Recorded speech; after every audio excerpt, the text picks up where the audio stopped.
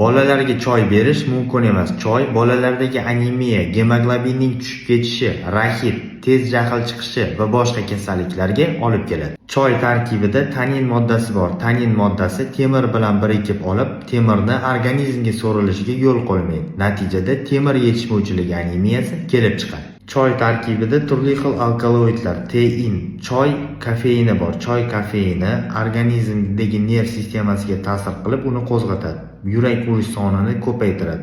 Organizmda vitamin D hosil bo'lishini kamaytirib, rahit kasalligini keltirib chiqaradi. Choy tarkibidagi purin hosilalari organizmda siydik kislotasi miqdorini ko'paytiradi. Natijada bolalar sababsiz baqiradigan, terisida toshmalar toshadigan bo'lib qoladi. Choy tish emaliga yomon ta'sir ko'rsatib, rangini sarg'aytirib yuboradi. Choyni nafaqat bolalar, balki kattalar ham kamroq iste'mol qilishlari kerak. Ovqat vaqtida iloji bo'lsa choy o'rniga oddiy suv iste'mol qilish maqsadga muvofiqdir.